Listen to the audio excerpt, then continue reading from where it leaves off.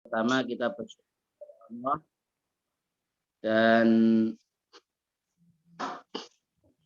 kita bersyukur pada Allah karena pada malam hari ini kita bisa menuntut ilmu dan semoga ilmu itu bisa memberikan manfaat kepada kita dan kepada umat secara. Saya di sini sebagai MC, sebagai pembawa acara akan membawakan susunan acara yang akan kita lalui pada malam hari ini. Yang pertama adalah pembukaan, yang kedua adalah tilawah, yang ketiga sambutan dari Ketua Formakin, Forum Ma'ahid Quran, yang keempat inti acara webinar membangun peradaban umat melalui pesantren. Kemudian yang selanjutnya adalah lain-lain atau pengumuman-pengumuman. Yang terakhir adalah penutup. Marilah kita buka acara pada malam hari ini, acara webinar membangun peradaban umat melalui pesantren dengan bacaan basmalah. Bismillahirrahmanirrahim. Semoga dengan bacaan basmalah tadi Allah memberkahi dan meridhoi acara pada malam hari ini dan melancarkan acara kita pada malam hari ini. Kemudian acara yang kedua adalah tilawah Al-Quran.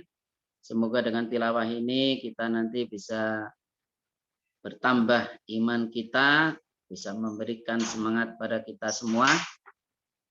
Dan yang bertugas tilawah pada malam hari ini adalah Ustadz Surya Andi Kusuma. Ustadz Surya Andi Kusumo, SPDI Al-Hafidh, beliau mudir RT Rumah Tahsin, atau sekarang ada juga PTI Pesantren Tahfidzul Quran Al-Birru, ya. Ada di beberapa tempat, ya, di Boyolali, di Ngemplak, di Gagak Sipat, ya. Silakan kepada beliau Ustadz Surya Andi Kusumo Al-Hafidh, SPDI. Waktu dan tempat saya persilahkan.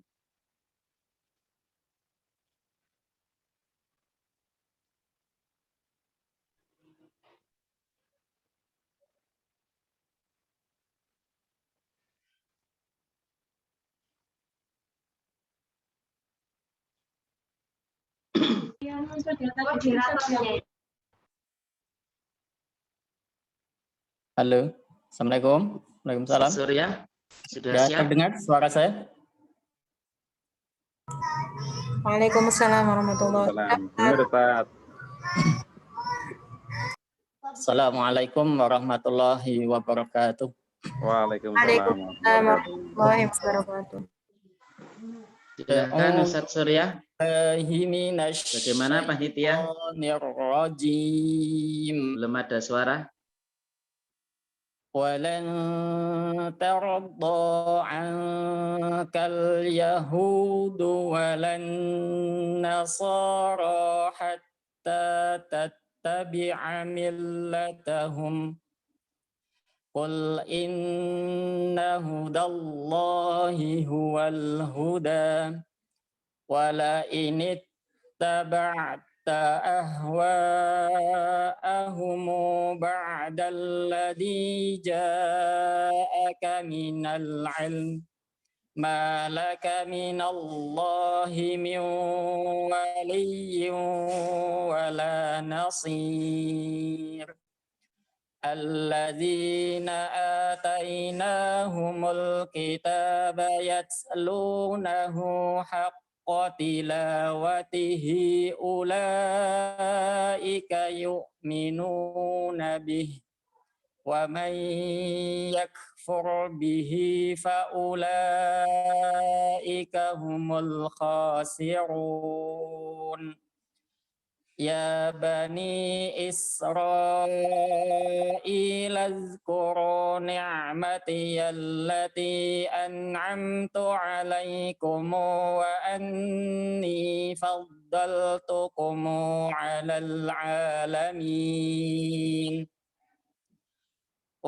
واتقوا يوما لا تجزي نفس عن نفس شيئا ولا يقبل منها عدل ولا تنفعها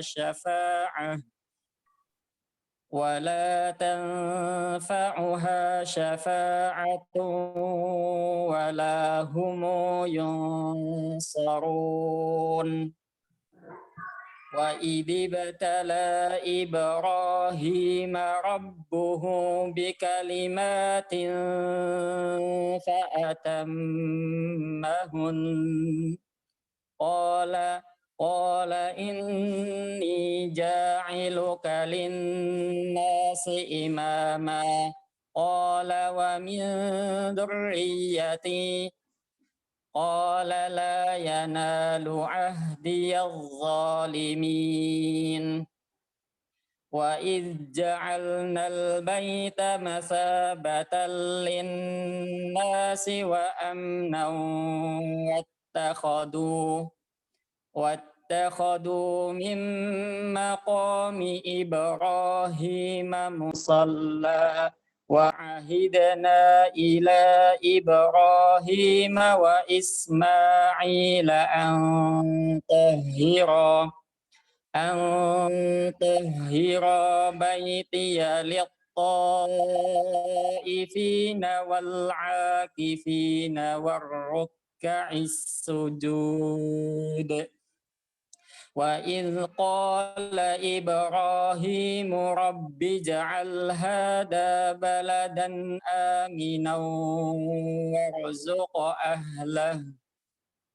وارزق أهله من الثمرات من آمن منهم بالله واليوم الآخر قال ومن كفر فأمتعه قليلا ثم أضطره إلى عذاب النار وبئس المصير.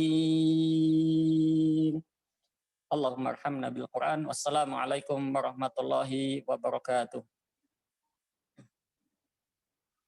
Waalaikumsalam warahmatullahi wabarakatuh.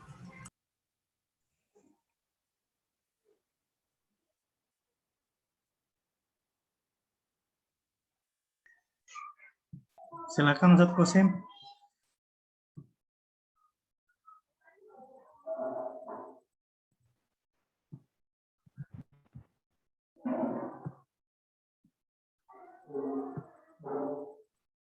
Silakan Ustaz Surya. Ya, silakan Ustaz.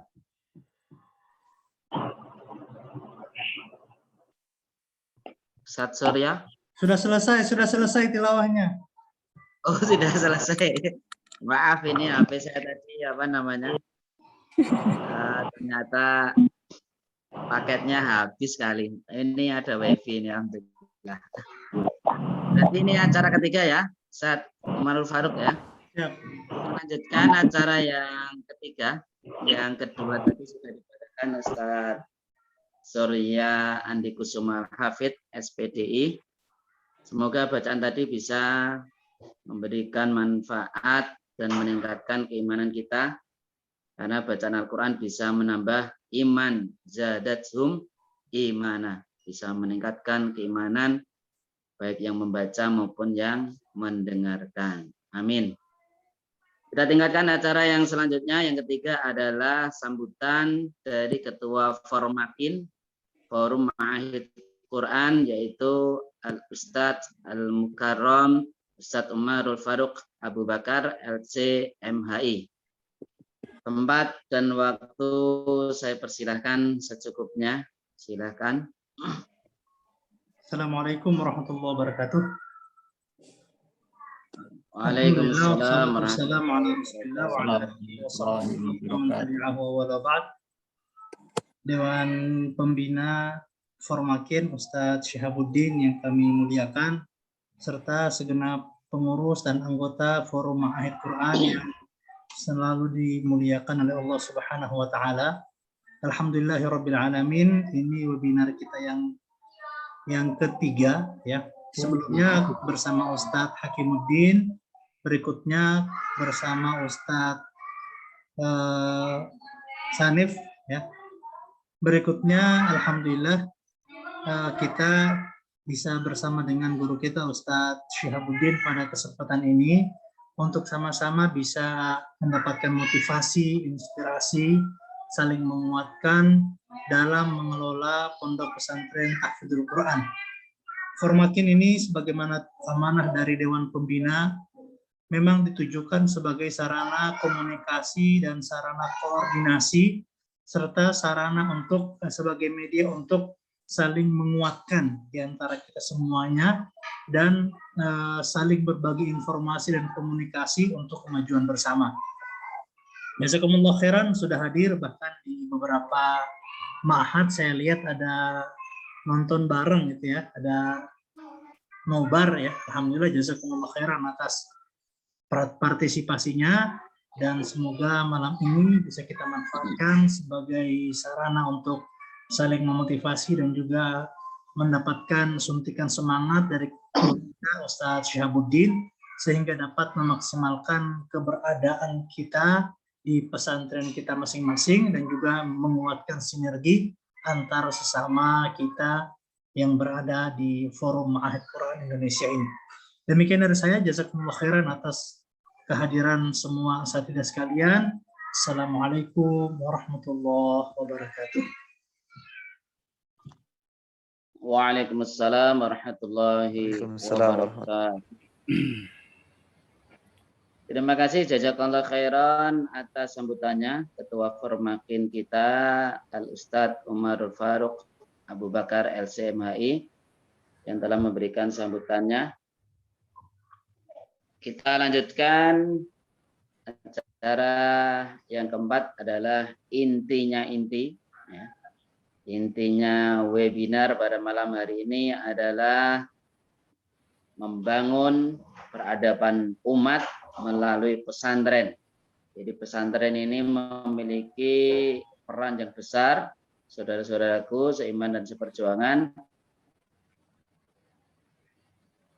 baik membangun peradaban berbangsa dan tentunya kita tidak bisa memandang kecil peran kita asatidzah yang di pesantren dan semoga dengan adanya webinar ini memberikan semangat tersendiri bahwa kita meskipun kita hanya mengajar di pesantren namun sebetulnya itu kita membangun peradaban dunia.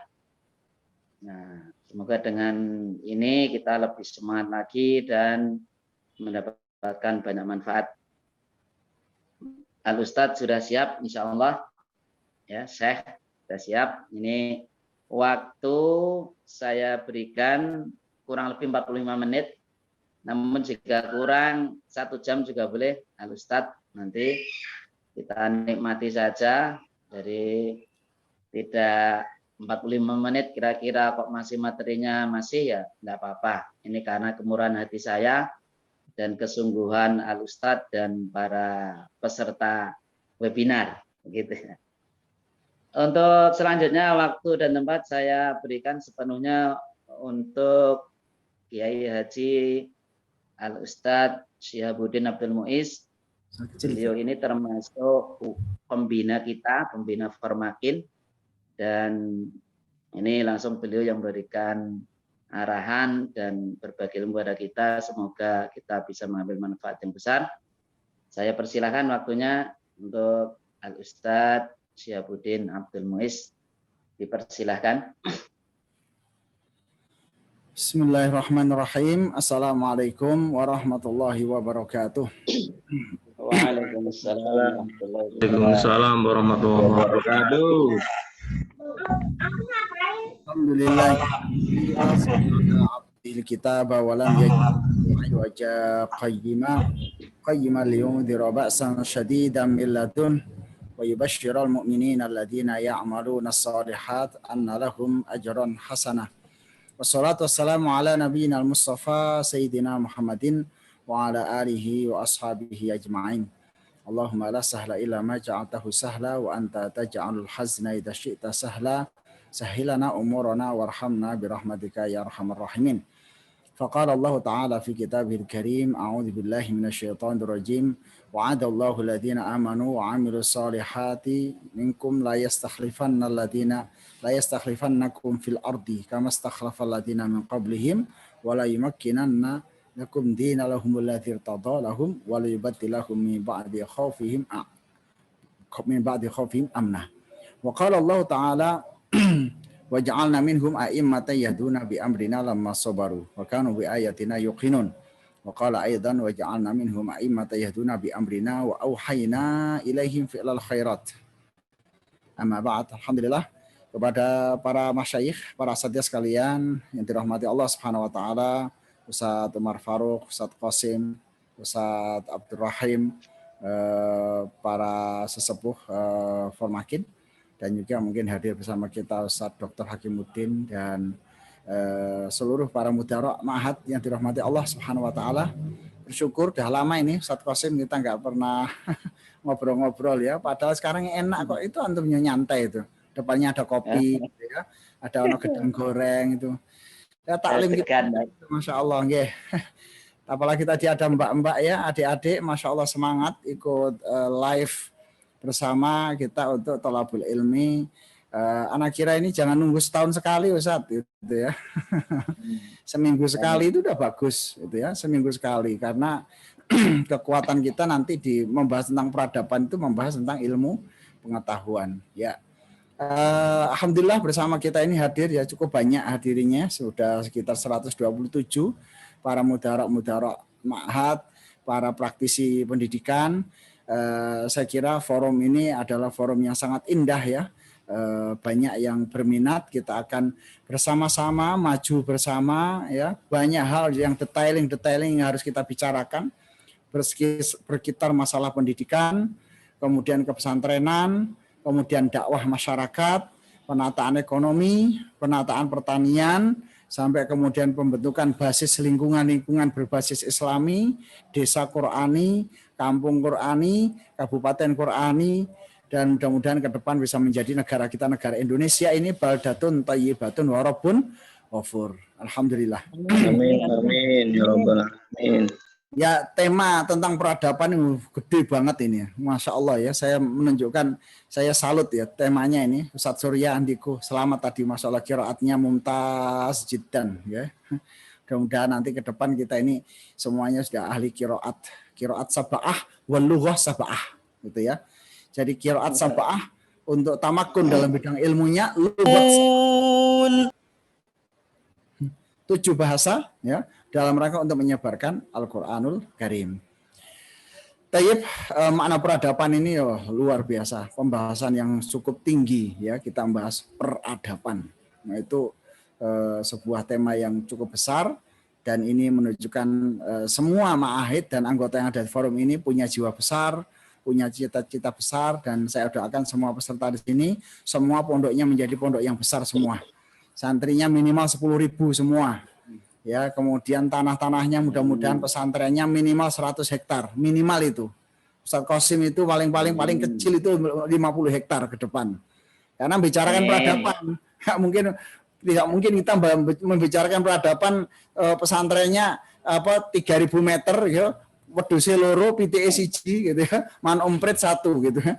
Tidak akan, tapi bicara tentang peradaban, belajar kita untuk membuka mindset.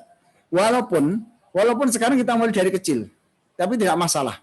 Karena berbicara tentang peradaban itu berbicara tentang mindset besar, ya, sebuah pekerjaan besar yang akan saya bahas di sini secara umum dulu makna peradaban ya dalam kajian kita ini. Apa sih makna peradaban, pengertian peradaban? Dengan itu kita akan tahu dari mana kita melangkah.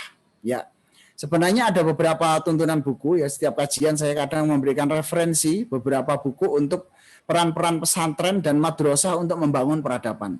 Yang pertama, yang buku sering saya sampaikan pada teman-teman adalah buku gimana Ustaz? Bentar. Nah, kelihatan ya? Kelihatan. Kok kelihatan Ustaz? Ya apa? Udah.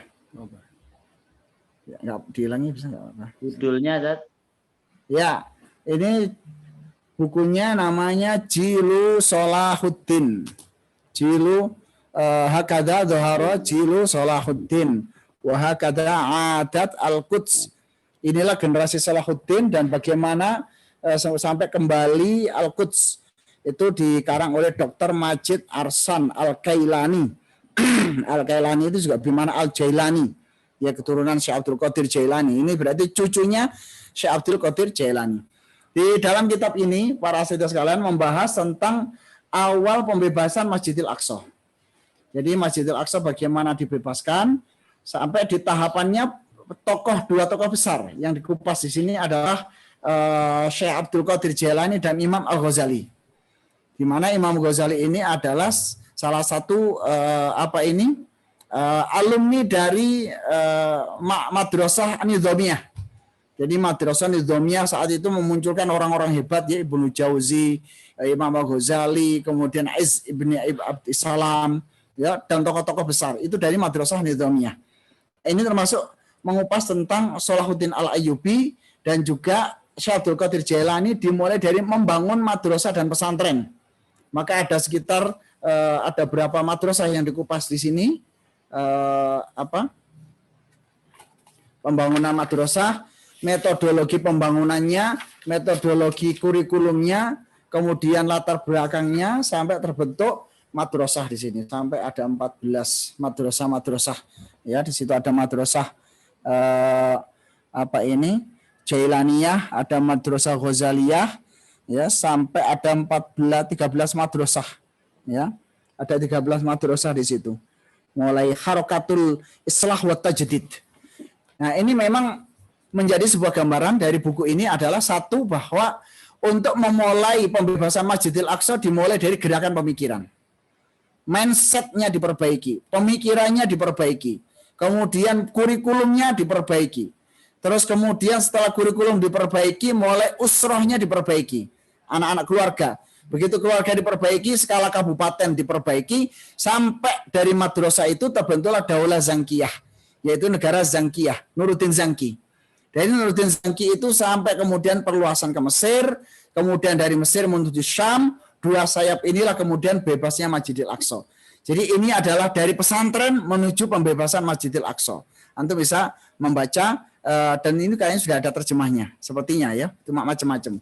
Ini buku yang secara global membicarakan sepak terjang dan langkah pesantren di sosial kultural masyarakat.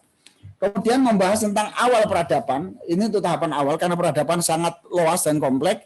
Saya anjurkan antum untuk membaca buku ini, membaca tentang adab. Biasanya bab adab itu adalah adab tidur, adab makan, adab minum gitu ya. Tapi ini lebih menyentuh kepada sisi-sisi yang belum disentuh yang lain. Di mana al-barokah fi fadlis sa'i wal harokah. Ini adalah Syekh Jamaluddin, ya, Muhammad bin Abdurrahman Omar Al-Khubaisy. Ini buku yang lama ya, dikarang pada tahun 712 sampai 782 Hijriah. Nah, di sini ada yang unik, bahwa di sini ini bicara tentang hampir sama seperti Fadhailul A'mal, kitab adab dan tazkiyah. Tapi di sini ada keberkahan kambing itu kayak apa, keberkahan onta, keutamaan memelihara kambing, keutamaan memelihara onta, keutamaan memelihara sapi, keutamaan memelihara kurma, keutamaan keberkahan memelihara tin, keberkahan memelihara zaitun, memberikan motivasi untuk kita ini berharokah tadi, sa'i wal harokah, berkah dengan bekerja dan bergerak. Ini adab kita dari adab personal masuk kepada manifestasi alam, adab ke personal akan termanifestasi terhadap peternakan, pertanian, lingkungan sekitar, tata letak rumah tangga, tata letak kampung, tata letak desa, estetika, keindahan, kemakmuran, iktisad, dan sebagainya. Ini ada di kitab adab ini. Kalau ini nanti diajarkan kepada anak-anak kita, Masya Allah, anak-anak akan paham ternyata adab terhadap alam semesta, adab terhadap lingkungan, adab terhadap tanaman, adab terhadap pertanian, itu sangat ditekankan. Inilah ikhwan fiddin rahimakumullah, sampai pada bab pakai baju, pakaian, kemudian birrul walidain. Tapi di awal-awal itu sangat menarik saya lihat ya, mulai dari bab tentang pekerjaan, kemudian pertanian, kemudian bab tentang zawaj, pernikahan, birrul walidain, sampai terakhirnya kehidupan sehari-hari. Ini al-barokah fi fadli sa'i wal harokah. Ini mungkin untuk tahapan awal, karena pertemuan kita Ustadz Qasim, Ustadz Umar Faruk yang sangat singkat, saya lebih banyak memberikan sebuah petunjuk secara global bagaimana memulai kita dalam masalah referensi. Baiklah, kita akan masuk Ustadz di bab pengertian tentang peradaban. Bismillahirrahmanirrahim. Ya, baik, next. Ya, kita supaya paham tentang makna peradaban ya, para asatidz sekalian. Jadi makna peradaban itu macam-macam. Ada orang mengatakan hadoroh, tapi kalau Indonesia diterjemahkan peradaban dari kata adab, itu ya, al-adab. Adab bisa makna lebih luas.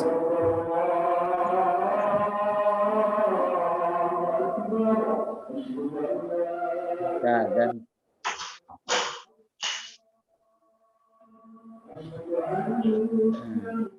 ya.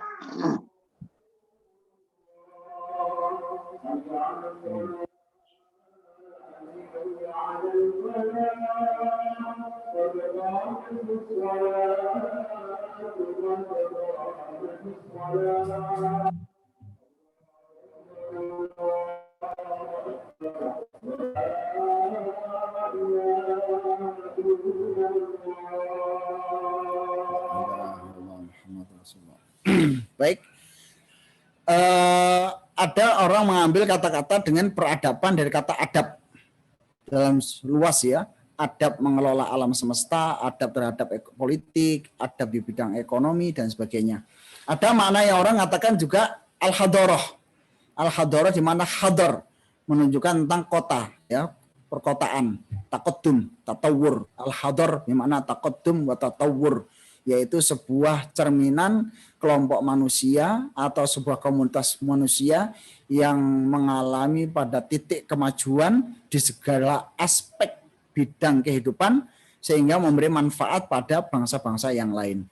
Sehingga ada diterjemahkan hadoroh ini diterjemahkan dengan peradaban. Dari kata adab atau hadoroh atau bisa sakofah kebudayaan. Tapi ini di Indonesia kalau budaya itu hanya bidang seni ya dan akhlak yang sifatnya non fisik. Ada lagi di tamadun ya atau madani, bukan madani tapi madani. Madani mbek madani beda Pak Qasim ya. Madani bahasa Solo itu suka menghina ya. Madani, madada gitu ya. Kalau madani itu adalah tatawur atau taqaddum, Madinah ya, di mana Madinah ya orang yang punya sistem yang kuat ya.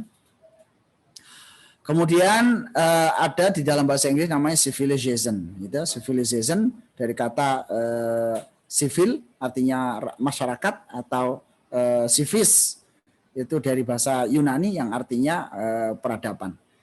Nah, yang kita perlu perhatikan bahwa peradaban adalah kumpulan identitas terluas dari seluruh budidaya manusia yang mencakup seluruh aspek kehidupan manusia, baik fisik, bangunan, jalan, maupun non fisik, nilai-nilai tatanan, seni, budaya maupun iptek.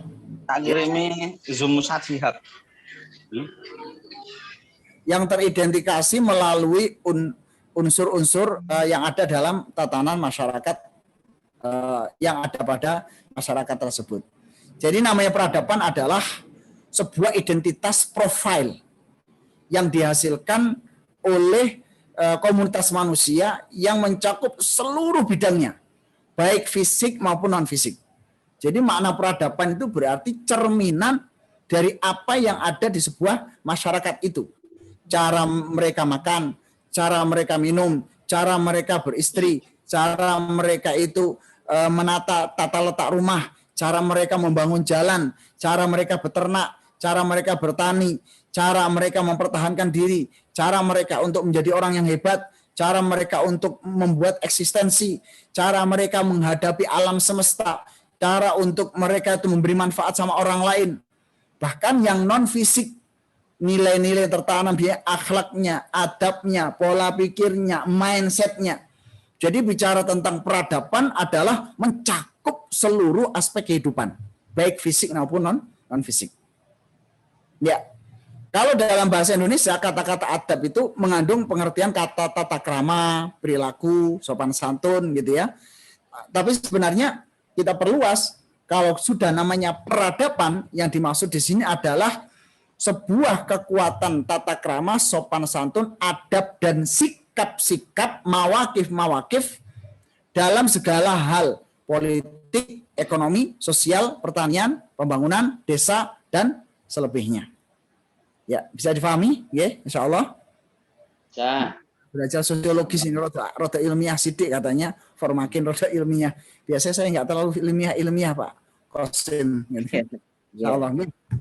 Menantang bukunya. Menantang, ya. Itu bendera apa itu? Mudah-mudahan ini dari rumah Qur'annya Ustadz Qasim ini. Amin, amin, amin. Nah, Ustadz Surya yang di sana, yang pinggir laut itu, Murojaah laut. Ya, amin Ustaz. Ini jembatan ya, di sana ada gedungnya besar, mudah-mudahan menjadi mahatnya Ustaz Umar Faruk beli di sana, ada yang siap sewa dan beli insya Allah, tidak banyak mungkin cuma 10 triliun, mudah-mudahan Ibnu Abbas bisa membeli di sana, amin ya rabbal alamin. Next.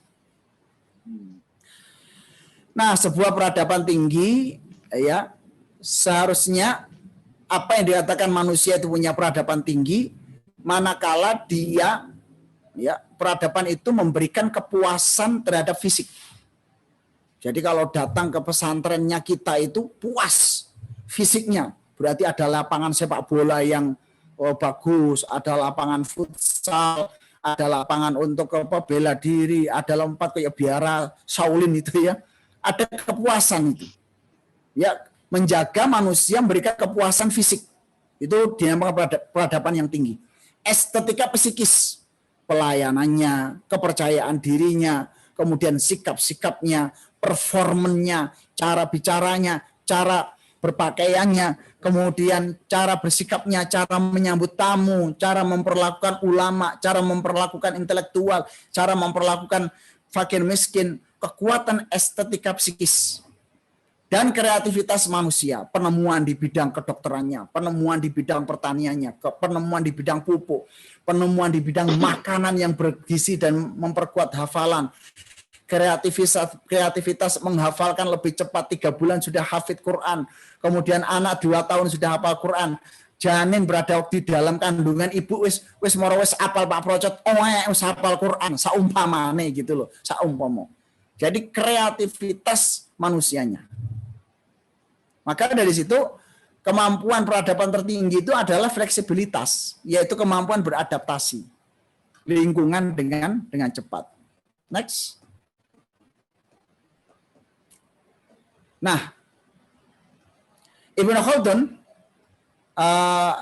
mengatakan bahwa wujudnya peradaban itu tanda-tanda utamanya Al-Hadarah Ibnu Khaldun ya, tanda-tandanya adalah berkembangnya ilmu pengetahuan. Seperti fisika, kimia, geometri, aritmetik, astronomi, optik, kedokteran, kesehatan, teknologi, pesawat terbang, mobil, kemudian HP, iptek dan semuanya. Itu kita lihat secara fisik ya, Itu Ibnu Khaldun memberikan sebuah indikasi bahwa peradaban itu tinggi adalah tinggi di bidang fisika, kimia, geometri, aritmetik, astronomi, optik dan sebagainya. Kedokteran. Makanya kita sekarang ada pertanyaan, kita langsung ya ke tema dari teori ini Ustadz Qasim dan Ustadz Umar ya, dan seluruh teman-teman sekalian. Berarti kalau kita bicara seperti ini, tugas kita banyak itu. Sekolah kita itu juara fisika harus juara. Acara apa toh? Gak ngerti aku acaranya apa. Ya. Wah, udah selesai. Silent para asatidz sekalian suaranya, supaya dipadu antara ceramah dan ngopi gedang goreng. Baik.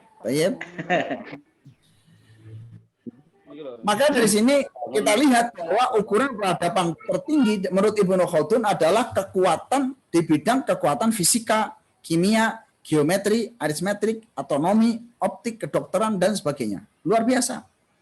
Berarti pesantren kita ini untuk menuju ke sana itu kita tahu arahnya. Berarti di pesantren itu harus memberi apa? tadi di depan. Kepuasan fisik, estetika psikis, penemuan-penemuan kreatif yang memberikan hajat hidup orang banyak.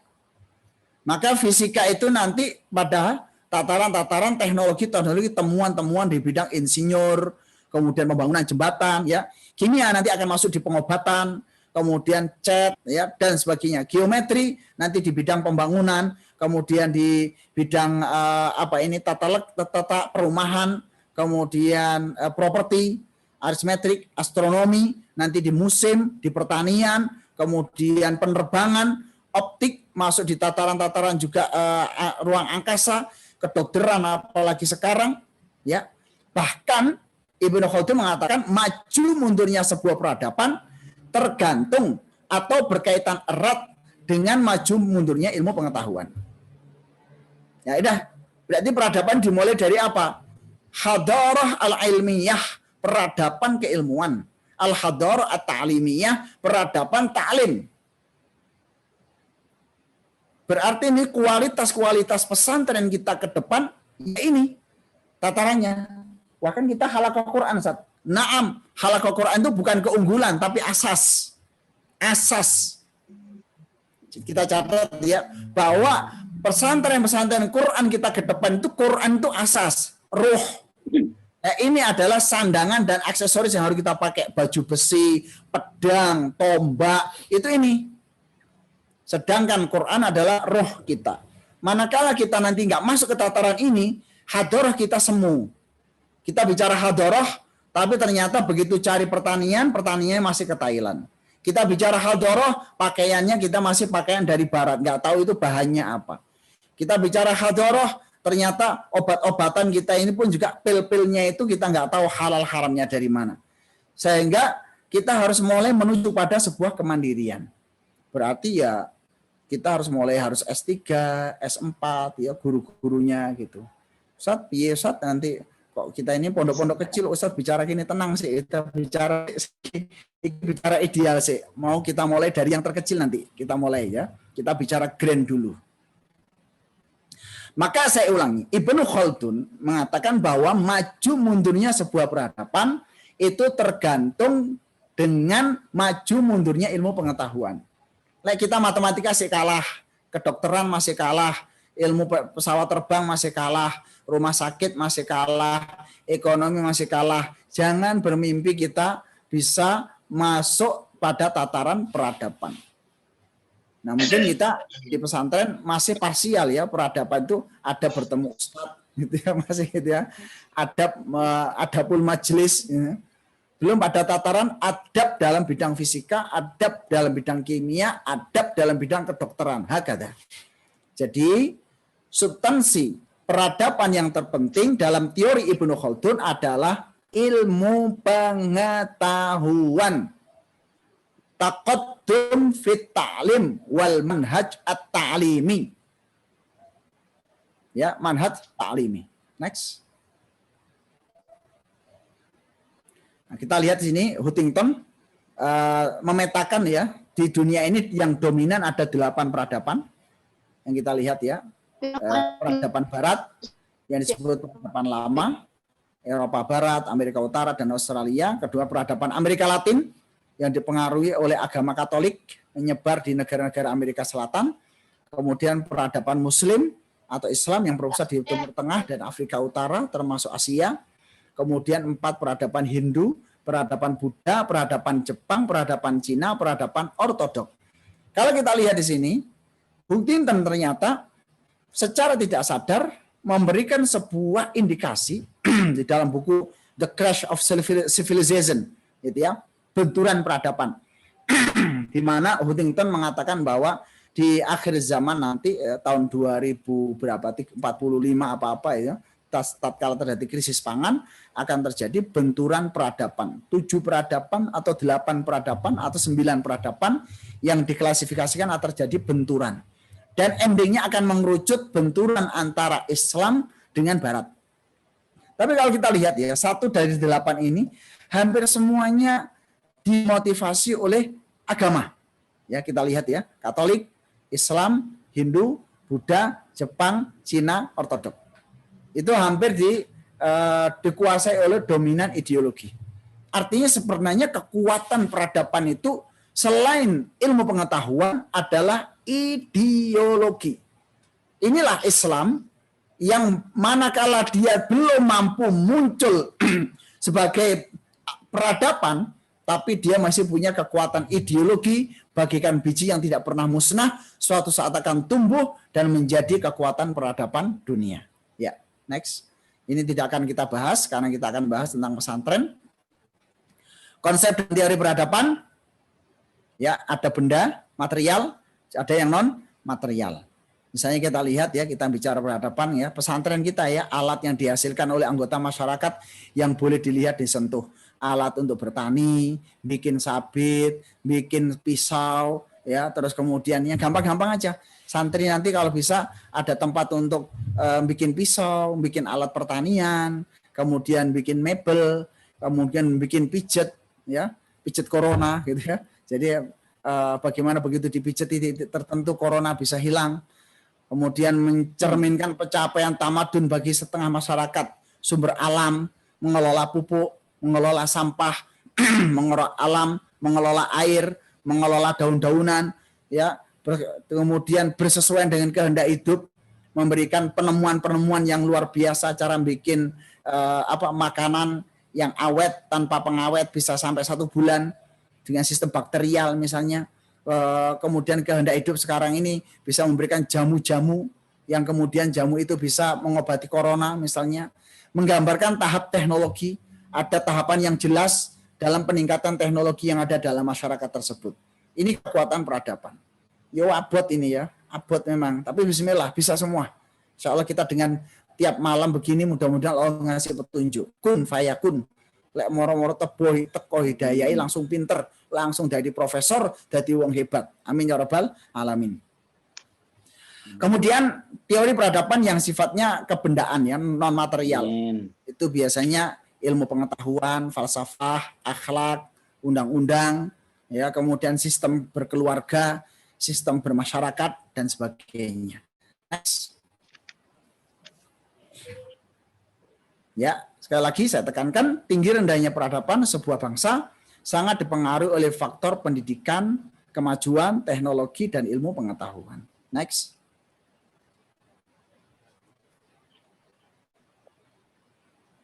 Nah, sekarang ini bisa kita sinkronisasikan ya indikasi peradaban dari beberapa orang-orang barat. Saya ngupas ini orang-orang barat ini agar supaya apa? Karena pada saat kita mengelompokkan dan memajukan beberapa unsur yang mereka anggap peradaban, mereka sudah menganggap itu adalah peradaban maju. Yang insya Allah Islam akan diakui sebagai sumber peradaban. Ya, Melville, ya, Herkoschwitz, 4 unsur peradaban ya, untuk kebudayaan dan peradaban. 1 alat-alat teknologi pertanian, kemudian teknologi perdagangan, ya, sistem kasir, kemudian teknologi informasi, teknologi penerbangan, semua bentuk-bentuk teknologi. Itu berarti pesantren kalau bicara tentang peradaban itu harus disentuh. Berarti Satkosim Pondok Antum nanti ono STM, ya, sekolah teknologi. Pondok kita memang harus disentuh, ada SMK, harus itu.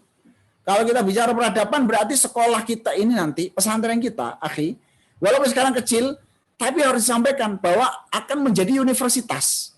Tidak bisa tidak. Karena tatawur Ibnu Khaldun bahwa pondok akan menjadi sumber peradaban, malah manakala pondok itu menjadi universitas sampai S3, ada balai penelitiannya, ada hutan-hutan yang digunakan untuk meneliti. Kalau enggak, kita akan ketinggalan terus. Kecil terus. Teknologi harus dikuasai oleh kaum muslimin. Sekolah-sekolah teknologi harus ada di pesantren. Sekolah-sekolah teknologi harus tumbuh di pesantren. Institut-institut teknologi harus berada di pesantren. Caranya bagaimana? Itu nanti kita bahas tentang cara gitu ya. Cara mengembang dari kecil sampai besar. Kemudian kedua, sistem ekonomi. Bank Islami, market, napa niki Kosim Mart, Umar Mart, M Soleh Mart, Surya Mart, Apa mana ini? Seluruh pesertanya tak sebutkan satu persatu. Banyak ya, 179 nih Wong ya. Soft yang awal saja ini mana, Sat? Mana? Qasimimat. Siapa? Nyebutkan satu-satu yuk. Bismillah. Matnya. Ayo yang lain semuanya nyebutkan satu persatu. Qasimimat.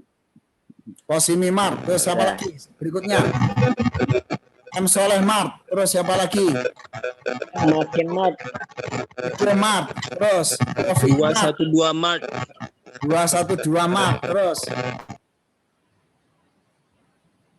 Surya Mart. Nyamat. Nah, Ahmad Mart. Al-Madinah Mart. Ya, Asrama Mart. Asrama Al sobat itu. Kit Mart. Ahmad Taqiyuddin Mart. Masya Allah. Terus Muhammad siapa? Ahmad. Bagi Mart. Mbak Siti Zulaikha Mat, Safinatun Najam Mat, Eko P Mat, Heri Purnomo Mat, Ekang Mat, Kang Ja'far Mat, Ali Husfoni Mat, Emi Irawati Mat, Wawan Sulu Mat, Galaxy M20 Mat, Abu Widak Mat, Ali B Mat, Ali B Fitrah Mat, Umar Faruk Mat, Asrama Putri Al, Sopo iku Mat, Fernanda Kenikmatan Mat, Fernanda. Nah, terus apa mana? Ahmad Falahuddin Mat, Kenarok Mat, Ken apa? Kenarok Mat, Barik Perdana Mat, Wali Santri M Mat, Abdul Ghani Ismat, Abdul Ghani Ismat, Wan Mat, Arianto Mat. Tapi duwe anu. Semuanya insya Allah punya mat semua ya. Insya Allah amin ya rabbal alamin. Ya, Ustaz. Saya bilang Mat. Ya, terus. Adimat.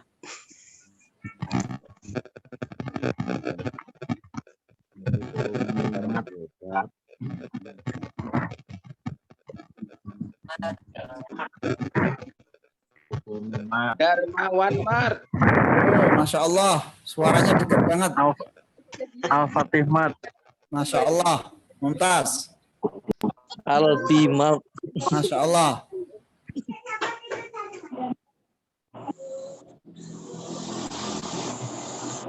Adimat. Ustaz. Adimat. Ya, baik ya, untuk waktu kita teruskan, nanti kita lanjutkan. Jadi bicara tentang peradaban berarti pesantren harus punya basis sistem ekonomi, harus disusun sistem ekonomi keuangan, kemudian sistem ekonomi bisnis, berarti harus belajar bisnis, sistem ekonomi pengaturan pangan, kemudian pakan, peternakan, ya, terus kemudian produksi pertanian, kemudian produksi pakaian, kebutuhan-kebutuhan manusia, mebel, pengelolaan pohon, pengelolaan kolam, semuanya. Maka di situ alat teknologi dan sistem ekonomi. Ketiga, keluarga. Ini alhamdulillah. Saya kira kalau keluarga ini sudah keunggulan umat Islam, pinter golek anak, pinter gawe anak. Alhamdulillah, anaknya udah banyak, pendidikannya udah bagus, keluarga kita udah punya. Mereka krisis itu, makanya disebutkan keluarga. Iki paling gampang, lek pondok keluarga, rabi masuk gak duit, wani, udah. Gitu ya. Itu berani. Kalau keluarga kita unggul sudah. Kekuasaan politik. Jadi ada 4 ya. Alat teknologi, sistem ekonomi, keluarga, kekuasaan politik. Ini ukuran orang dikatakan budayanya maju atau hadorohnya maju. Ya, pesantren berarti harus menyentuh 4 aspek ini. Alat teknologi, sistem ekonomi, keluarga, dan kekuasaan politik. Ini yang Malveli ya menyebutkan tentang peradaban. Tapi di Ibnu Khaldun tadi penjelasan sudah lengkap. Ya, seluruh kekuatan, ketinggian budaya dan peradaban yang menyentuh aspek material dan spiritual, ya, memenuhi hajat orang banyak, seluruh aspek kehidupan. Kemudian Brownies Law itu ada 4 unsur pokok yang meliputi sistem norma sosial, ya, berarti ini adalah akhlak sosial, kemudian organisasi ekonomi sama, kemudian alat-alat dan lembaga petugas untuk pendidikan keluarga, ya, pendidikan, alat-alat dan lembaga-lembaga atau petugas untuk pendidikan. Lebih singkat itu ya.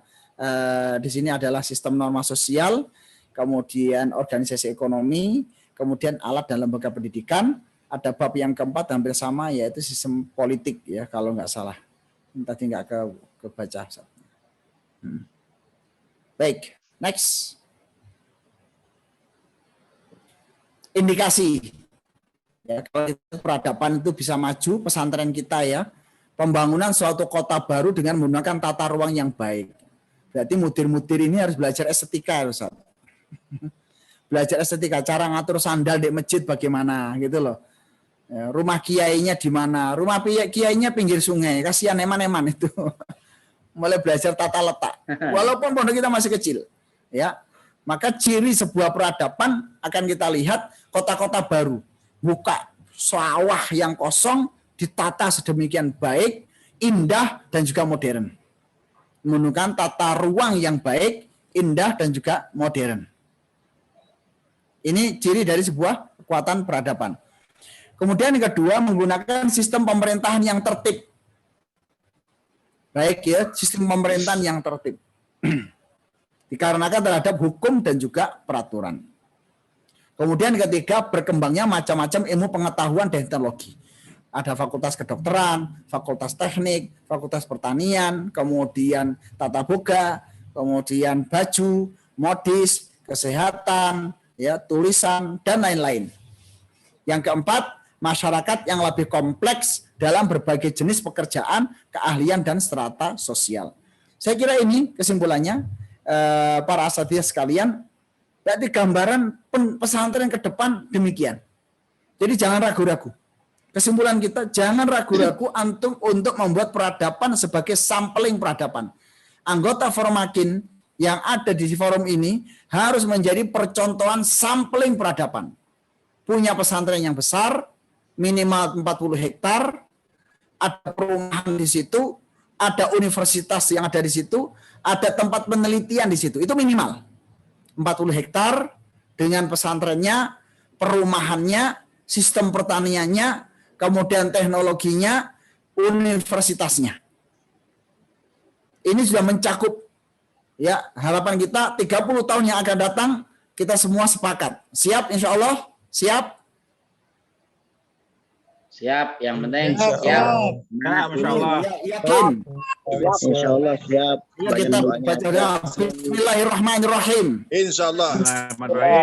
Bismillahirrahmanirrahim. Bismillahirrahmanirrahim. Dengan Quran.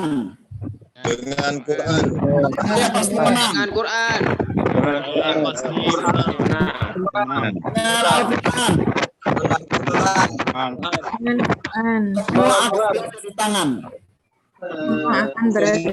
Ada di tangan. Dengan Al-Quran. Dengan Al-Quran. Kami akan berkembang. Dengan Al-Quran. Pesantren kami akan menjadi duta-duta Al-Quran. Kami akan menjadi duta-duta Al-Quran. Dengan Kami akan menjadi kuat dan berkembang. kami akan menjadi Pesan kami akan berkembang. Ya, Jadi peradaban. ya. Kesimpulan, ikhwan fiddin rahimakumullah. Kesimpulannya berarti di samping sebelum kita ini bicara tentang mindset, ya peradaban begitu luas, begitu besar. Kemudian oleh Ibnu Khaldun dikerucutkan dengan sebuah kekuatan disiplin keilmuan. Kemudian kita terus lagi mindset. Cara berpikir kita harus dirubah. Itu dulu ya. Jadi kesempatan kita dalam yang sangat singkat ini makna peradaban pesantren yang ke depan menjadi sumber peradaban, bahwa pesantren harus menjadi solusi dan tempat untuk menjawab seluruh tantangan-tantangan umat masyarakat, baik fisik maupun non-fisik. Yang kedua, bahwa kekuatan pesantren untuk menuju peradaban adalah kekuatan di bidang ilmu pengetahuan, teknologi, astronomi, kesehatan, dan sebagainya. Jawaban-jawaban keilmuan. Kemudian yang ketiga, pesantren untuk menuju peradaban adalah pesantren yang bisa membuat miniatur-miniatur perumahan atau lingkungan untuk tata budaya, pekerjaan, keahlian, dan strata sosial. Sekarang ada rumah elit gitu ya. Kalau kita kan rumah alit. Gitu. Rumah elit ya, ada rumah alit. Gak apa-apa, kita punya perumahan alit. Alit, tapi di sini adalah Qur'ani dan tenang. Masya Allah. Jadi itu, akhirnya, kemudian yang ketiga dikerucutkan lagi, bagaimana kita mulai mindset. Jangan ragu-ragu untuk mengadakan masyarakat. Pesantren saya ke depan 40 hektar sampai 70 hektar. Akan ada universitas yang ada di sini. Akan ada sumber penelitian ada di sini. Akan ada minimarket di sini. Di sini akan ada bank Islam. Sampaikan saja. Sampaikan saja. Wes pokoknya jeplak. Pokoknya mangap. Ya serentak ya kita 5 tahun ini membuat sebuah slogan pesantren kita masing-masing. Dan saya yakin kata-kata itu akan diijabahi oleh Allah Subhanahu wa taala. Kalau mindset kita nggak berubah, tidak akan muncul ilmu pengetahuan. Kalau kita nggak punya ilmu pengetahuan, nonsen kita mustahil akan membentuk peradaban. Mulai dari mindset, kemudian kembangkan ilmu pengetahuan, kemudian kembangkan dakwah ke masyarakat, baru selesai itu kita akan menjadi contoh kota-kota baru dengan menggunakan tata ruang yang baik, indah, dan juga modern. Berarti juga ini ya 3 saya kesimpulannya. Sebelum saya tutup, kita berilustrasi dan berimajinasi. Berarti pesantren kita itu indah, lampu-lampunya Masya Allah tertata dengan baik, jalannya itu lebar-lebar. Singapura itu kalah. Singapura itu kalah. Ada tempat duduk, tempat umum, ada perpustakaan di berbagai tempat, kemudian semua serba teknologi yang Masya Allah, semuanya mahal, tempat transaksi, ya. Aksesorisnya mahal, tapi fuqara bisa datang ke situ. Masya Allah. Inilah ikhwan fillah rahimakumullah, pesantren dari mindset menuju akademik, kemudian menjadi kota-kota baru, kota-kota metropolitan, kota-kota percontohan, kemudian menjadi peradaban dunia. Amin ya rabbal alamin. Maka Ustaz, jazakumullah khairan. Kita lanjutkan paling menarik nanti dengan diskusi.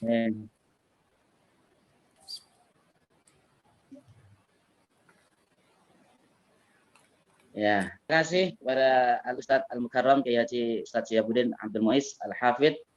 Mantap, menarik, dan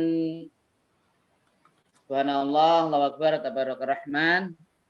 Menarik sekali. Jadi intinya kalau saya boleh menyimpulkan, jadi intinya pesantren kita tingkatkan. Dari kemarin kita kebanyakan mungkin hanya mengelola tentang non fisik atau ruhiyah.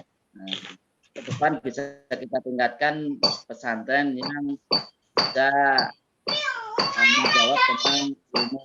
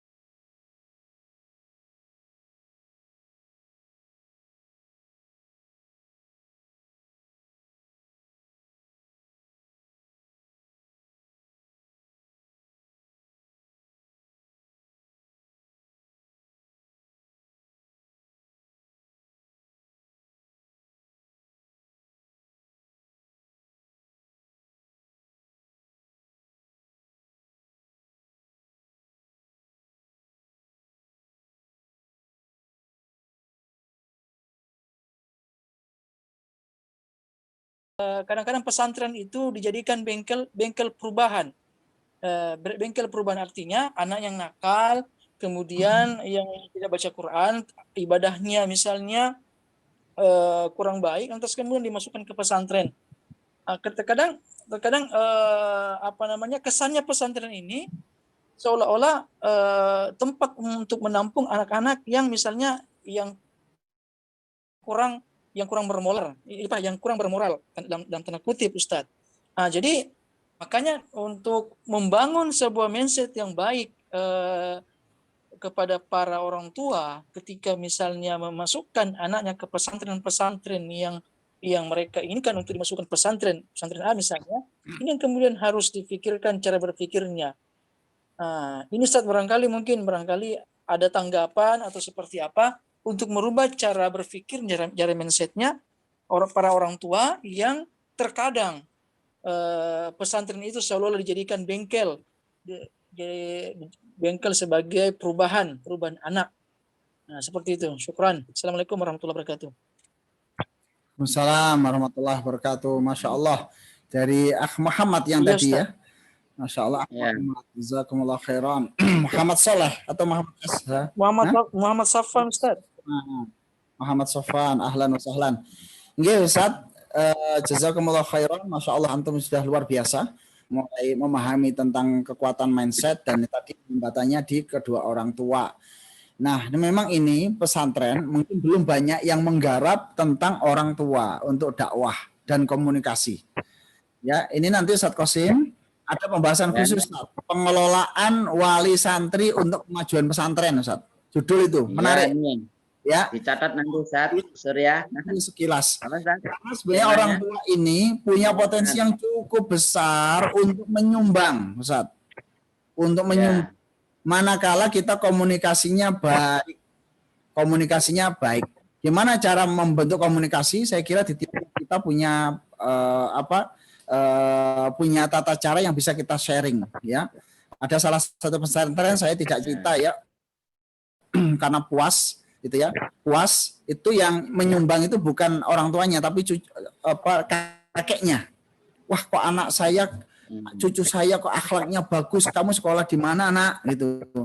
Masya Allah sekolah di pesantren X. Masya Allah saya ingin lihat pesantrennya.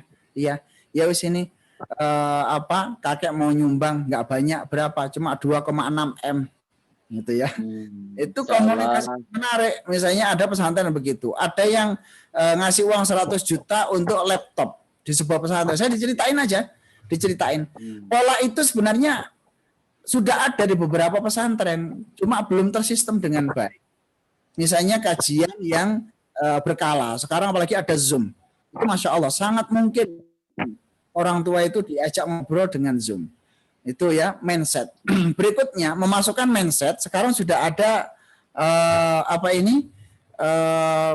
WhatsApp, gitu ya. Oh, kan salah.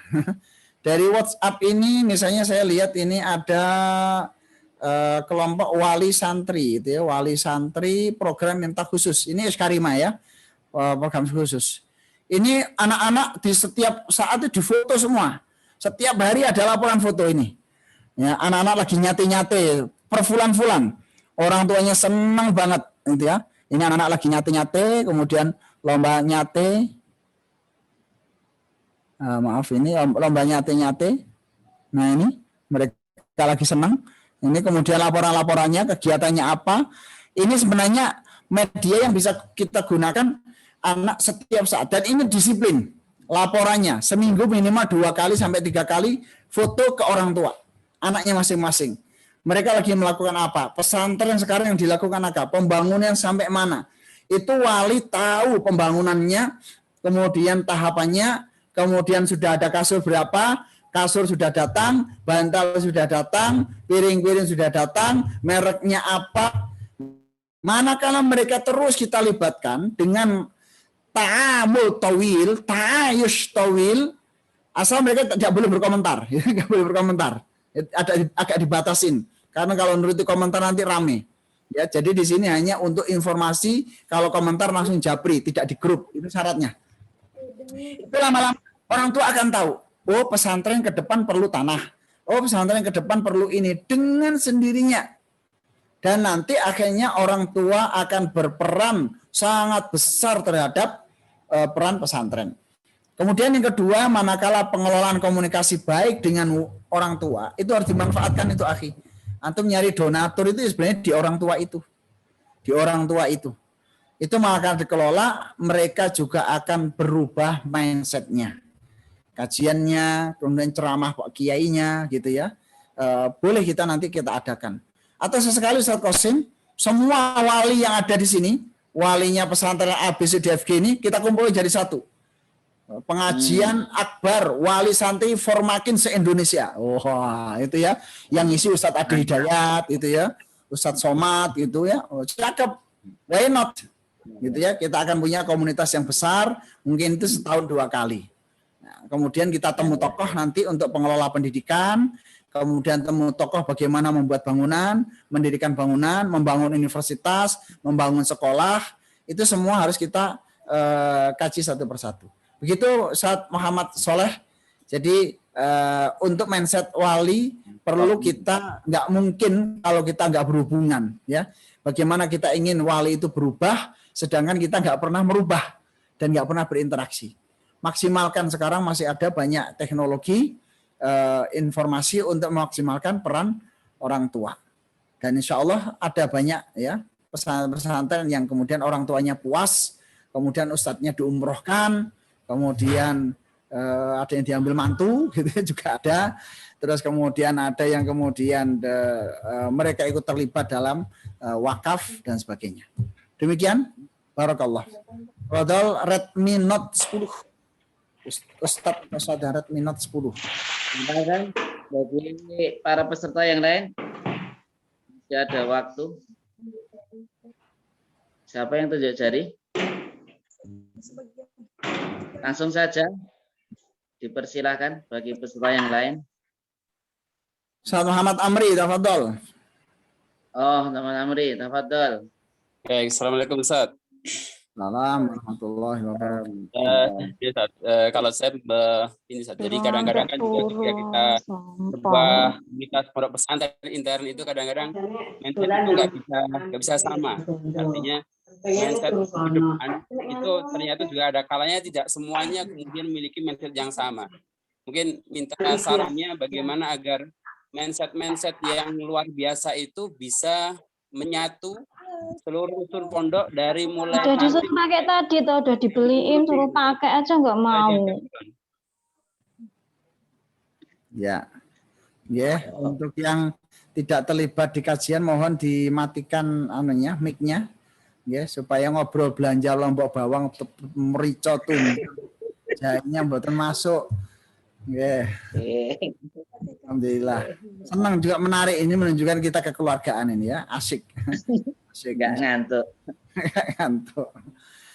Baik, saat menyamakan mindset. Nah, ini paling penting. Kita harus sabar, Ustaz. Kadang untuk membuat sistem itu kita ada sebuah kasus di sebuah pesantren ya. Pesantren itu diprotes oleh alumninya. Diprotes oleh alumninya. Pak Yai, kelamaan nih, kenapa nggak segera berubah gitu kan? Harusnya berubah. Ini terlalu lambat Pak Yai gitu.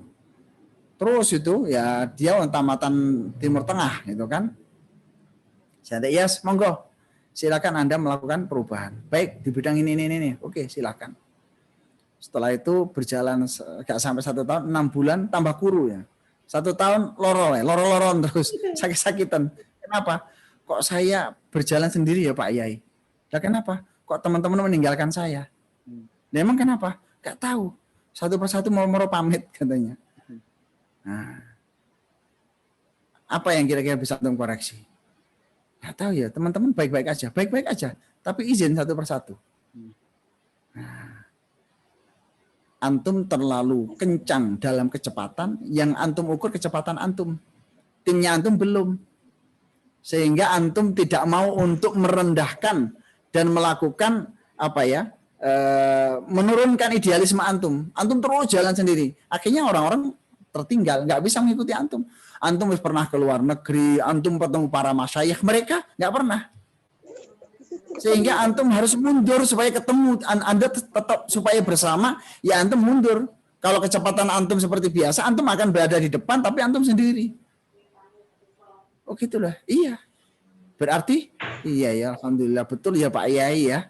Ternyata Pak Yai kelihatan lambat, bukan lambat, supaya saya tetap bersama dengan mereka.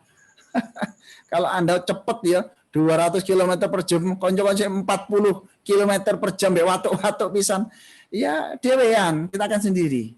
Dalam artian, kadang-kadang kita untuk mengkondisikan manhaj baru, itu ustadz-ustadz harus disekolahkan, Ustadz. Gimana cara disekolahkannya? Membuat program namanya subsidi atau beasiswa orang tua asuh untuk S1 bareng. Misalnya yang umum-umum lah, sama-sama S1 semua. Nanti 6 tahun berikutnya semua harus selesai S2. Kalau tidak S2, sanad. Kalau nggak sanad, dia punya indikasi keahlian kursus. Yang jelas seluruh strata itu diukur. S1 atau sejenisnya. S2 atau sejenisnya. Kadang dia tidak S2, tapi ternyata sudah khatam Sahih Bukhari, Muslim, Kutubus Sittah. Itu S3 itu. Ya, di bobot ilmiah yang sejenisnya. Kemudian S3 dan sejenisnya. Itu setidaknya nanti mindset akan bisa berkembang.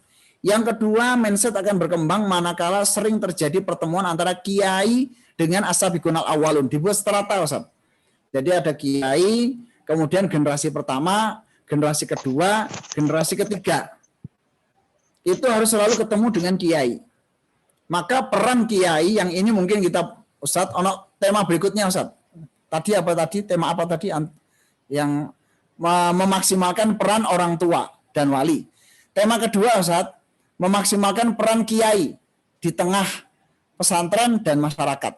Ini kita akan mengupas tentang beberapa metodologi kiai-kiai kuno ya.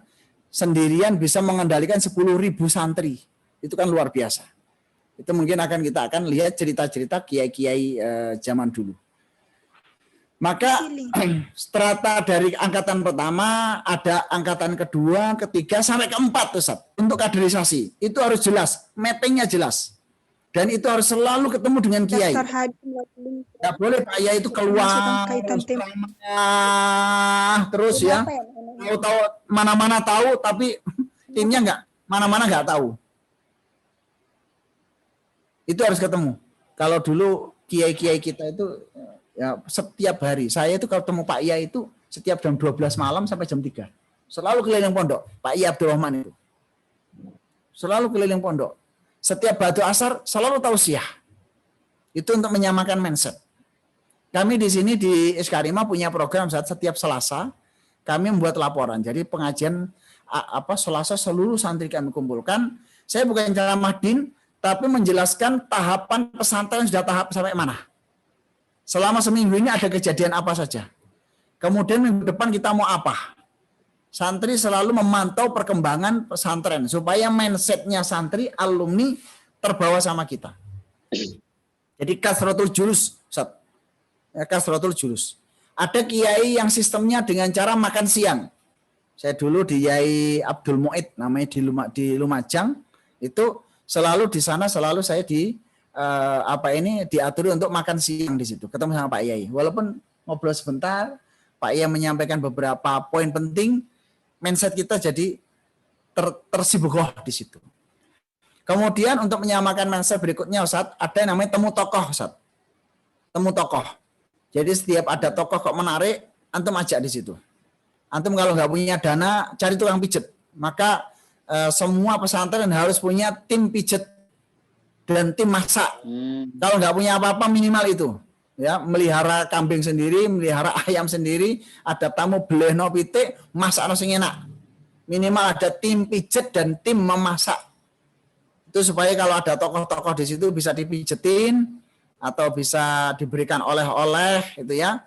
Itu aja udah lebih dari cukup. Ya, untuk temu tokoh namanya. Itu setiap 3 bulan sekali harus ada tokoh nasional yang hadir di pesantren antum. Piye carane? Lek gak iso takon, tanya. Kemudian yang keempat, studi banding. Studi banding tentang kebersihan, kalau studi banding mengerucut ya kebersihan tok gitu ya, atau disebar. Anda bagian kebersihan, Anda bagian administrasi, Anda bagian mas'ul tahfidz, Anda bagian dapur, itu disebar. Itu minimal 4 bulan sekali. Setahun itu minimal 3 kali, Ustaz. Ideal itu. Kalau setahun sekali masih telat. Setahun sampai 3 kali. Ya. Itu Ustaz Muhammad Amri sementara itu. Nggih. Jazakallah khair Ustaz. Amin. Barakallah. Monggo Darul Uswah Ustaz. Darul Uswah Arab. Itu Ustaz Qasim, Darul Uswah Arab. Ya, silakan. Darul Uswah. Dipersilakan Ustaz siapa namanya? Mic-nya dinyalakan. Mic-nya nyalakan dulu. Assalamualaikum warahmatullahi wabarakatuh, Ustaz. Waalaikumsalam warahmatullahi wabarakatuh. Fan, Ana Daru dari Pondok Arobani, Ustaz. Masya Allah. Yeah. Ustaz Afan, ini terkait problematika ya. Arobani itu berawal dari, bisa dibilang dari panti, mengurusi anak-anak seperti itu. Dan kebanyakan awal adalah santri-santri yatim. Qudratullahnya dalam perjalanan sekarang kita fokus untuk tahfidzul Quran, Ustaz. Ya. Setingkat sanawiyah aliyah seperti itu. Nah, dan mindset karena awal itu kita masih background yatim, sementara ini mulai banyak santri yang non yatim itu masuk, Ustaz. Nah, bagaimana merubah pola tersebut? Ya, ini juga wacana kita akan membuka dia yatim sendiri dan pondok sendiri. Tetapi image ke masyarakat itu bagaimana yang kita lakukan sebagai lembaga pendidikan, terutama pondok pesantren kan gitu. Demikian. Jazakallah khairan. Assalamualaikum warahmatullahi wabarakatuh. Waalaikumsalam warahmatullahi wabarakatuh. Alhamdulillah Ustaz Daru ya dari Arobani, Masya Allah. Ya, anak yatim itu barokah sekali ya. Antum kalau sudah punya anak yatim itu kayak punya senjata kesaktian. Setelah Quran itu anak yatim. Yakin itu, Masya Allah. Anak-anak yatim itu suruh doa, Ustaz. Setiap ba'du asar itu ya. Ba'du asar itu suruh doa untuk mendoakan tanah sing di ngarepe antum itu. Doakan itu bisa antum beli. Ya, gambaran wis tanah penduduk sampai gambar. Itu jadi pesantren antum nanti. Karena doa anak yatim itu mustajab. Doa anak yatim mustajab. Saya masih ingat dulu Ustaz Yusuf Mansur awal-awal mendirikan pesantren itu ada anak yatim nggak sampai 30 gitu ya, gelar tikar menghadap ke sawah. Saya tanya Ustaz itu sawahnya siapa? Awal-awal tahun berapa? Tahun 2000-an ya, tahun 2000 malahan mungkin. Anak yatim saya tugaskan untuk membaca surat Yasin dan sholawat untuk supaya tanah ini bisa kebeli.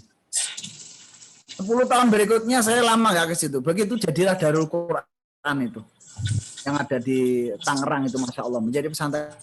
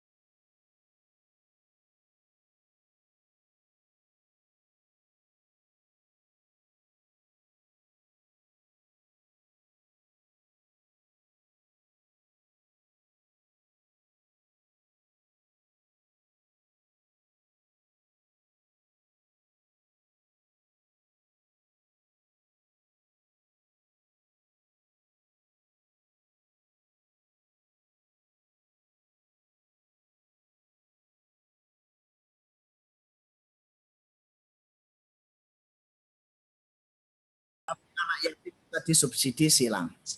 Kemudian yang kedua Ustaz, pesantren di tahap awal, kalau tadi antum lihat SDM itu, antum harus memunculkan 1 atau 2 orang Quran yang terbaik itu didik dengan baik.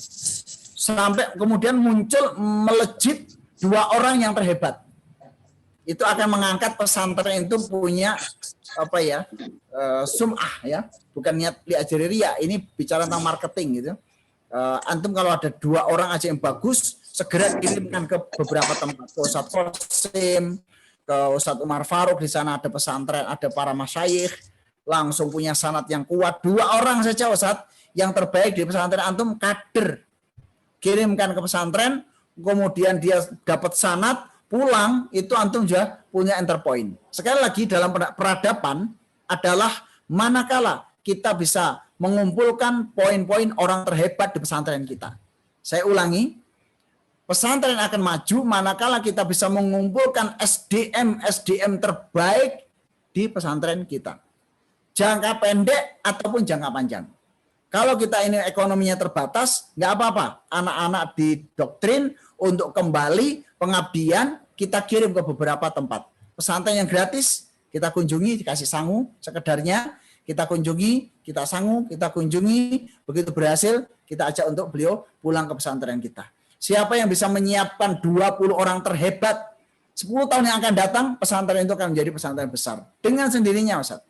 Karena ekonomi itu ngikut kalau SDM-nya bagus. Saya ulangi lagi ya, ekonomi itu akan ngikut uang gedung, kemudian kebutuhan-kebutuhan sehari-hari di pesantren, manakala SDM kita sudah qualified, itu sudah otomatis akan ngikut datang kepada pesantren tersebut. Demikian Ustaz dari Uswah Ar-Rabbani. Ya, mudah-mudahan semakin berkembang Ustaz. Ya, anak yatim. Masya Allah barokah ya. Saya iri itu malah antum bisa mengumpulkan anak yatim. Karimah malah belum ya, belum maksimal. Masih 1 sampai 20 anak saja mungkin, tapi belum maksimal. Ya. Ahlan sahlan. Monggo yang lain Ustaz, masih ada waktu 7 menit. Silakan jika masih ada teman-teman para asatidzah. Sudah pada ngantuk belum? Sekarang jam 9 lebih 13 menit ya. Duh, masa? Belum nih, jam 9 kurang. 99 kurang. Oh ini jamnya dibelandangkan ini. Oh. Ya wes. Sekali lagi. Satu lagi monggo. Nah, Ustaz. Ya, monggo. Satu lagi. Dipersilakan.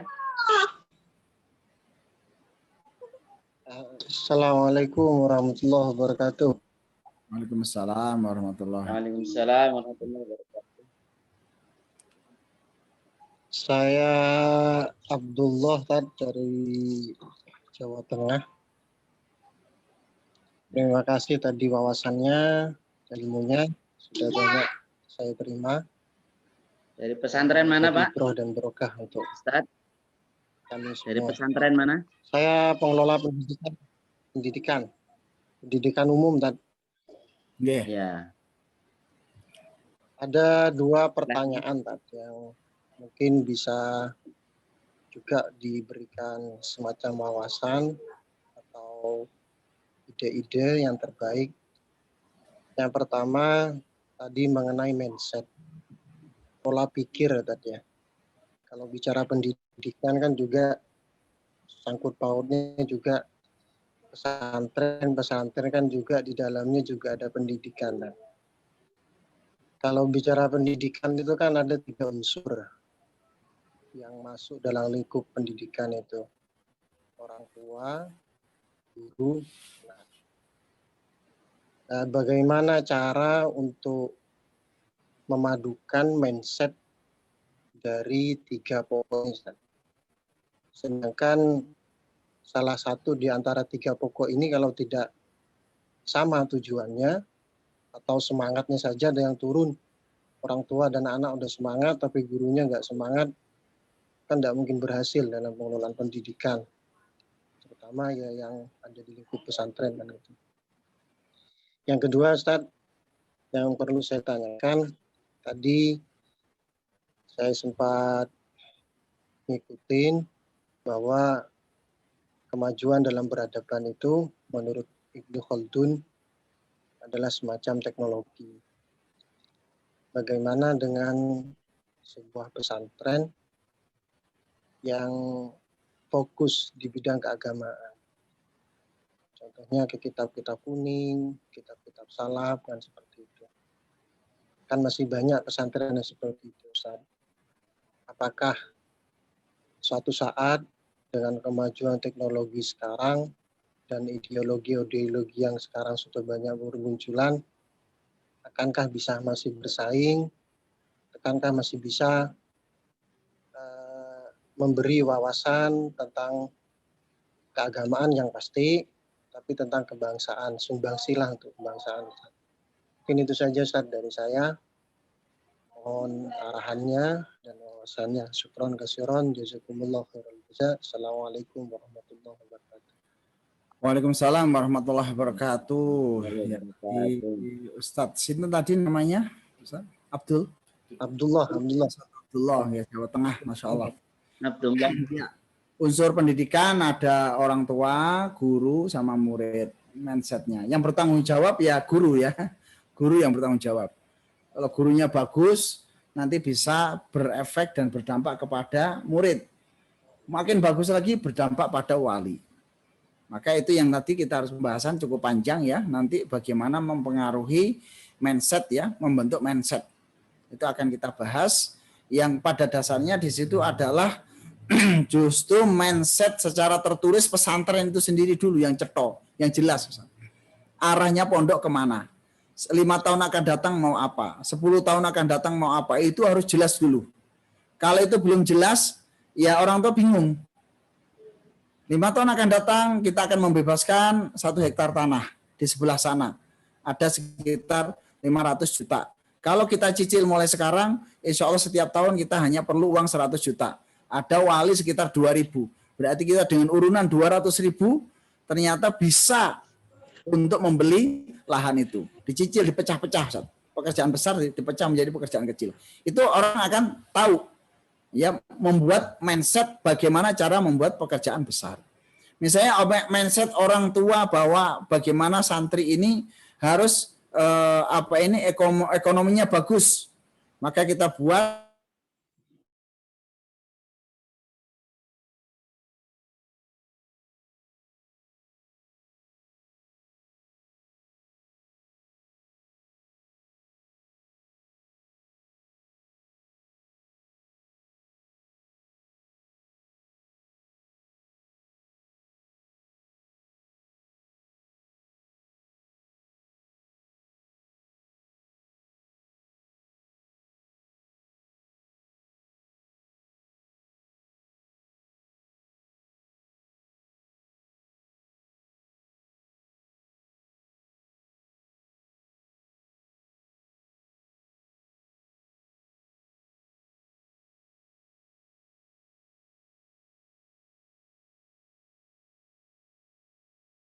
wah saya 500.000. Ini menunjukkan bahwa kita bisa membentuk mindset itu banyak ya di bidang sikap mereka dalam kepedulian menyumbang, kepedulian mereka dalam terlibat di pesantren, di ilmu pengetahuan, keterlibatan mereka untuk memberikan jaringan-jaringan, misalnya kita memerlukan tokoh-tokoh yang akan kita undang dan sebagainya. Itu saya kira perlu kita rinci, Ustaz. Ini kejelasan lembaga, arah, visi, dan misi. Kemudian yang kedua, seperti saya sampaikan tadi di Ustadz Muhammad Sofwan tadi, adalah komunikasi yang terus-menerus. Harus ada pertemuan rutin dengan wali santri. Jangan cuma santri naruh, jangan sampai wali itu naruh santri, saat khatamnya baru diambil ma'asalamah. Itu ya. Itu eman-eman itu rugi itu. Jadi ya kalau bisa sebentar-bentar anak itu dipanggil, Bapak harus ke sini sebentar, anak dalam masalah, misalnya gitu ya. Oh iya, ini Pak, anak jadi udah kita tangani seperti ini. Padahal juga masalahnya nggak terlalu berat. Tapi dipanggil dalam rangka apa? Supaya dekat sama pesantren. Nah, orang tua yang sering dipanggil karena anaknya wangil didandani, itu pengorbanannya tinggi biasanya. Terima kasih Ustaz, anak saya nakalnya kayak gini. Alhamdulillah sekarang udah jadi baik. Sampai tuntas di pondok. Terima kasih Ustaz. Masya Allah ini saya wakafkan 1.000 meter untuk jenengan. Nah, untuk pondok. Itu karena komunikasi yang tertata dengan baik. Kemudian yang ketiga ada laporan, termasuk laporan-laporan yang kita berikan kepada anak didik. Ini memang belum banyak yang telaten ya di bidang administrasi dan sebagainya. Itu contoh yang pertama ya, jawaban yang pertama. Yang kedua tadi apa tadi Ustaz Abdullah?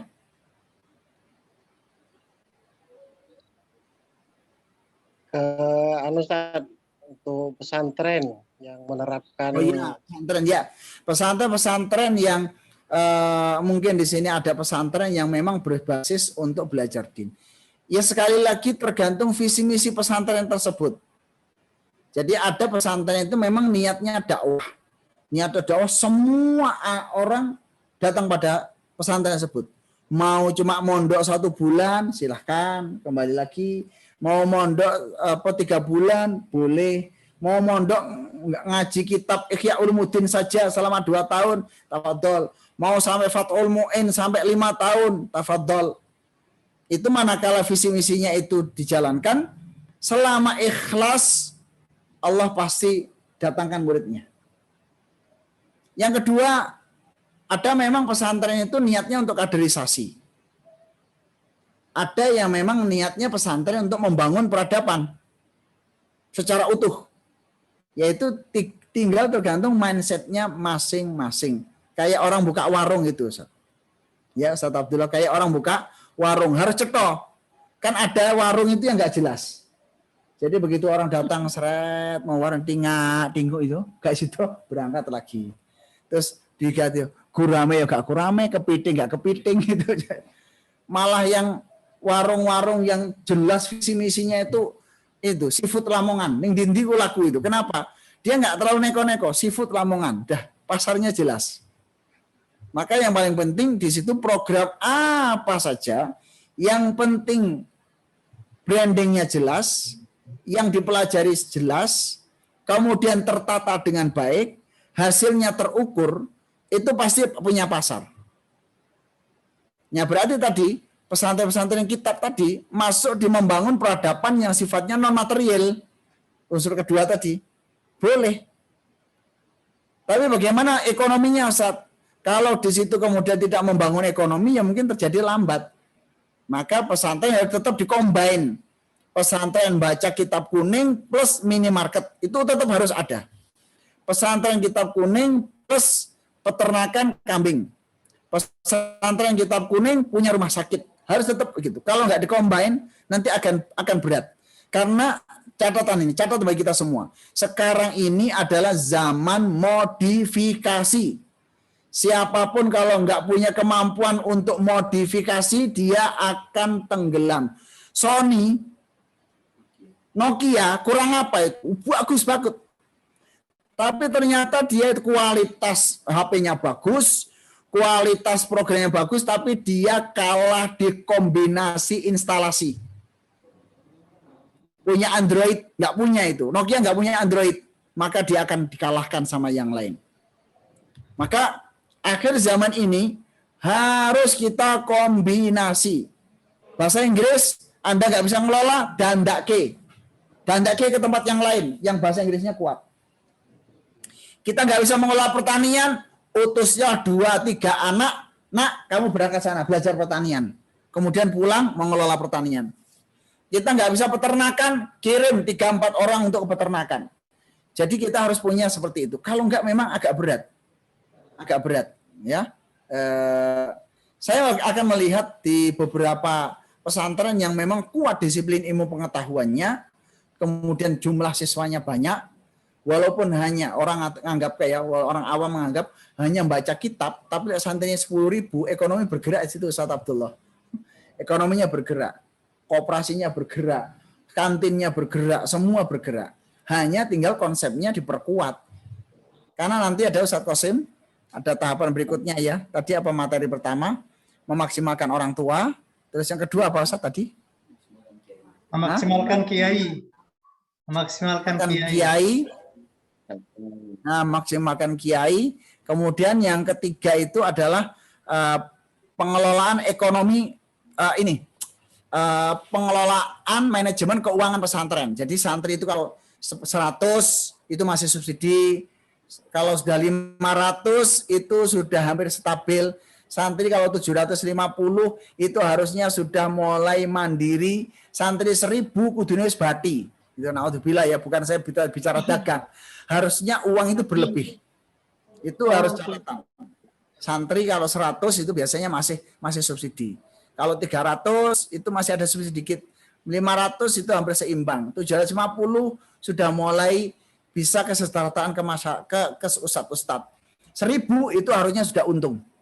Santri 2000 itu asetnya sudah harusnya udah miliaran itu. Akhir tahun itu mudah 3M sampai 4M itu harusnya sudah ada sisa hasil usaha. Nah, ini mungkin perlu kita akan koordinasi dengan tim-tim yang bisa menghitung itu untuk kita kerjasama. Temanya banyak Ustaz Qasim untuk pertemuan. Ya. Masya Allah. Gitu Ustaz Abdullah. Ya. Saya doakan. Tapi semuanya ikhlas. Jangan ragu-ragu. Walaupun membaca kitab Quran, kitab kuning tok. Hafid Quran tok. Tapi itu bagian dari civilization. Bagian dari budaya. Asal ukurannya jelas, kurikulumnya jelas, asramanya tetap bersih, asramanya tetap tertata dengan baik, terus pola pembelajarannya baik, ustadznya disiplin, nggak bolos, insya Allah akan tetap eksis. Tapi kalau asal-asalan, ya ono rego, ono rupa, ono rupa, ono rego, bahasa Jawanya ya, ada rupa, ada harga. Gitu Ustaz Abdullah. Begitu? Yeah. Yes, karena sudah jam berapa ini? Jam 9 lebih saat ya? Cukup ya, kita lanjutkan kapan-kapan. Kita cukup untuk pertemuan malam hari ini. Jadi untuk intinya webinar membangun peradaban umat melalui pesantren yang telah dipresentasikan oleh beliau Kiai Ustadz Syihabuddin Abdul Muiz Al-Hafidh. Semoga bermanfaat bagi kita semua dan semoga kita bisa mengambil manfaat sebesar-besarnya. Antum mau menutup dulu Ustaz? Atau gimana? Cukup ya, langsung Ustaz. Barakallahu fiik. Ya. Mudah-mudahan kita ketemu lagi pada semua teman-teman. Terima kasih atas partisipasinya semuanya. Mudah-mudahan semua pesantren berkembang. Formakin ya, terima kasih telah mengadakan acara ini. Dipersering aja acara-acara yang Ustaz, nyantai di rumah. Gitu ya. Ya, oke. Insyaallah. Masih kemajuan masing-masing di antara kita. Ya. Jazakallah khairan. Sekali lagi para Al-Ustadz Kiai Haji Syihabuddin Abdul Muiz Al-Hafidh. Dan untuk acara selanjutnya lain-lain pengumuman. Jadi insya Allah nanti ke depan akan kita adakan lagi dengan tema-tema yang menarik ya. Tadi sudah diberikan arahan tema-tema, salah satunya adalah memaksimalkan peran wali santri. Kemudian selanjutnya memaksimalkan peran kiai. Kemudian selanjutnya manajemen keuangan pesantren. Dan tentunya tema-tema yang lain silahkan para peserta webinar untuk memberikan masukan kepada tim. Tambahan saat itu dari membangun peradaban anak usia SD. Itu peradaban membangun peradaban anak SD. Ya itu berarti ada nanti pembahasan tentang SD. Ya. Tema khusus itu ya. Nah khusus saja dibuatkan tema aja, insya Allah. Nah itu nanti ada masukan lagi, ini membangun peradaban anak usia SD gitu ya, step by step, dan itu termasuk fondasi di dalam pendidikan. Semoga nanti ke depan bisa kita wujudkan bersama-sama dan tetap semangat. Dan saya sebagai pembawa acara pada malam hari ini, jika ada kesalahan, saya mohon maaf, dan sekali lagi semoga bermanfaat webinar pada malam hari ini, dan semoga pesantren-pesantren kita dengan membangun mindset pola pikir yang benar, pesantren kita yang kecil ke depan jadi besar, yang besar semakin besar, dan tentunya akan membangun peradaban dunia. Allahu Akbar. Amin. Wassalamualaikum warahmatullahi wabarakatuh. Waalaikumsalam warahmatullahi wabarakatuh.